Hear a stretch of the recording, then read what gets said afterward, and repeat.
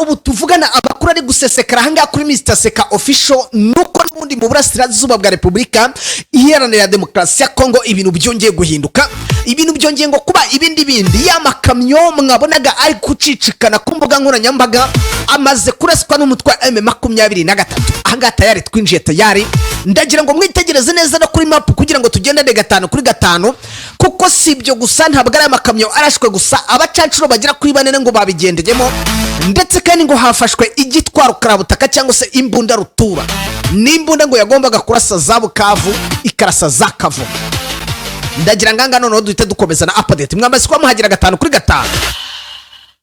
Ese muri kunyumva 5 kuri 5 nyandikira muri comment umbwira ati turi kumwe 5 kwa 5. Hanyuma rero ntabwo ndi butinde ubu tuvugana murabizi imodoka zari zirimo zicaracara ku mbuga nkoranyambaga, abavideo mwagiye muyabona abari ku rubuga rwa Mr Seka official mwagiye mubona amavideo y'imodoka cyangwa se amakonvoye, ndetse harimo ibikamyo bihetse ibibunda bya rutura.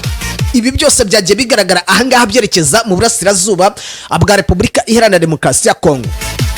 Abikavuga ko ngo izi modoka zari ziri kwerekeza mu bice by'imirwano cyangwa se mu cyo bita kuri front line zone combo. Abasirikare barwana ku ruhande rwa leta y'Kinshasa bikavuga ko ngo ari umusada warututse by'umwihariko mu gihugu cy'u Burundi ndetse no muri Tanzania.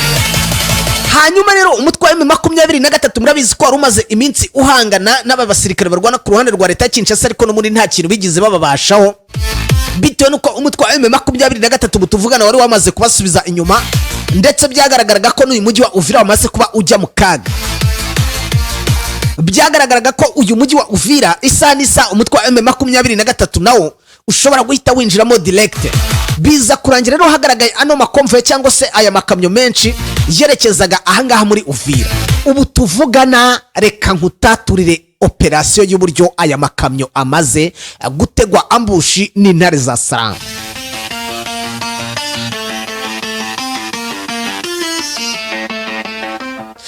Yes, ni kuvuga ngo ku munsi waje muribuka operation babwiraga ko aya mamodoka nta handi agiye guhita yerekeza, agiye guhita azamuka gaca za Kawezi akerekeza no muri Kiriba, ndetse ngo bakaza guhangana n'umutwe wa M23 mu bice bya Zaruningo.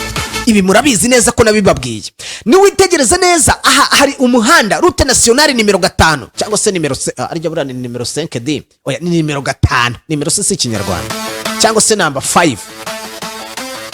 Nukuvuga ngo ikintu gihari aya makamyo hagarutse mu masaha ya mu gitondo arimo ikitwa igikoresho, arimo abasirikare bagiye kwerekeza ku rugamba, harimo n'imbunda ikoranabuhanga, harimo seri n'imodoka ihetse ikoranabuhanga, ari nabo bagenaga ngo babarebera imbere uko ibintu byifashe. Any movement ngo iyi force yayikontrolaga.